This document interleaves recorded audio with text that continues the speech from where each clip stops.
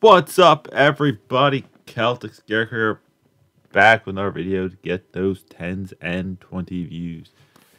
It is almost Christmas. It is 3 days away. I'm sorry, I recorded on my head. I tried to do mental math. But it's Thursday, which means time for my football prediction. Let me know if I'm kind of thinking next year I might do a poll on the Thursday night game to see what the fine people of the Twitter, do I look for that? There, that guy thinks of a game. Yeah, something for more viewer interaction. If you are bored in Cleveland and Tennessee, and you don't really have Christmas Eve plans, go to a football game in the afternoon, because as you see the graphic above me, they're $5 and $8. I could have even grabbed the Chicago one at $15, but Chicago's supposed to be really cold. So yeah. If you have no plans, go to a football game for Christmas Eve. But speaking of football, I went a good 10-6 last week, making up for the week prior. Means I am 112, 102, and 2. Let's get to it. I did run a poll, see, because I had an argument with my coworker about, would you play Jalen Hurts? I say yes. Granted, I would wish both teams would just tie. But if I'm the Eagles, I'm thinking win, sit them until the playoffs. But that's just me. But enough of that. Let's get to the games. Starting off with tonight's game of the Jacksonville Jaguars versus the New York Jets.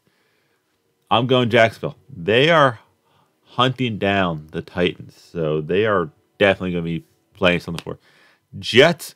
This game's also a $9 ticket, so wow, that's just, I never thought I would see a day where tickets as low as $9 or $5.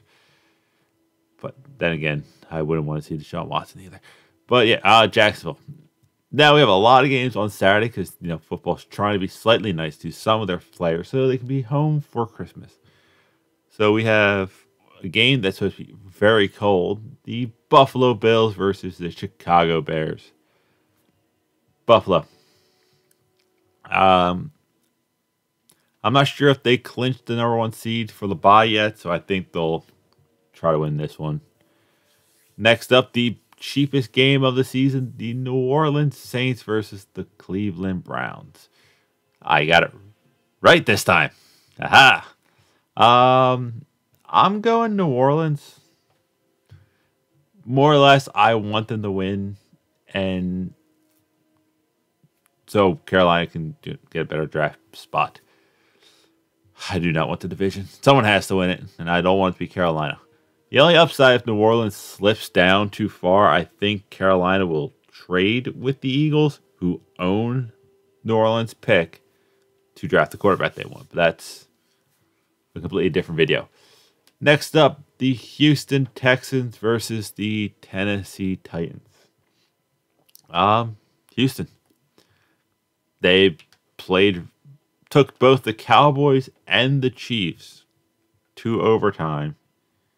So they're playing well. And Tennessee hasn't been playing well. So I think that's going to be a big swing game.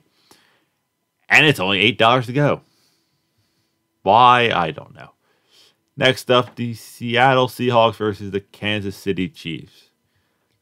Kansas City, they've been playing great. Seattle hasn't. So KC's just going to continue that downward slide. Then we have the New York Giants versus the Minnesota Vikings. Vikings, I think they'll start trying to right their ship and not play like complete garbage going into the playoffs. Next up, the Cincinnati Bengals versus the New England Patriots. Bengals, they're the better team. It's just simple as that. Skip my game because that's what we do here. We do Panthers games dead last. That means the last of the 1 o'clock window is the Atlanta Falcons versus the Baltimore Ravens. I'm going Atlanta. Baltimore has not looked good, and I want other teams in the NFC South to win. Just this year. I'll get to that when I get to my team. Then we got 2 4 o'clock games, which is the Washington Commies versus the San Francisco 49ers. Niners. They're probably the team to beat in the NFC right now. Then a game that could have had so much more meaning if the Eagles lost last week and the Cowboys won. But it doesn't. It is the Philadelphia Eagles versus the Dallas Cowboys. I'm going Dallas. I think this offense is just going to fall flat on its face without Jalen Hurts. And the Saturday night game, the Las Vegas Raiders versus the Pittsburgh Steelers.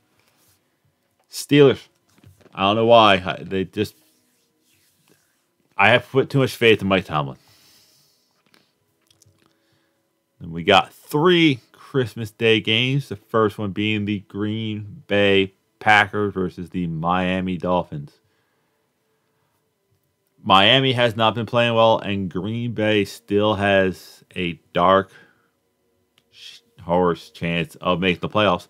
And if my prediction's right, the couple of things I think they need Seattle to lose 1 and Washington to lose 2, which I have Seattle losing and I have Washington losing. I even have the Giants losing, who is also technically in that bubble. So I'm going with Green Bay. The ugliest game of all football. The Denver Broncos versus the Los Angeles Rams. I almost feel like calling them the St. Louis Rams. They're playing that bad. Just because I feel bad for Perna, I'm going Broncos. Both teams have looked god-awful, but the Sunday night game, the Tampa Bay Buccaneers versus the Arizona Cardinals. I have way too much faith still in Tom Brady. Then again, a lot of people do go to Arizona when they retire, so there is that. But I'm still going Bucs, and last but not least, the Los Angeles Chargers, because they're the better of the 2 Los Angeles teams, versus the Indianapolis Colts. I'm going Chargers. It's the simplest solution there. And last, and certainly not least, the Detroit Lions versus my favorite team and potentially yours, the Carolina Panthers. I'm going Lions. I said last week they are the team I don't want to see in the playoffs. And actually, in the same retrospect, the Panthers are in the same boat. I think they've won. How bad I am. I don't remember how many games my team won. Loading. Why is the Panther...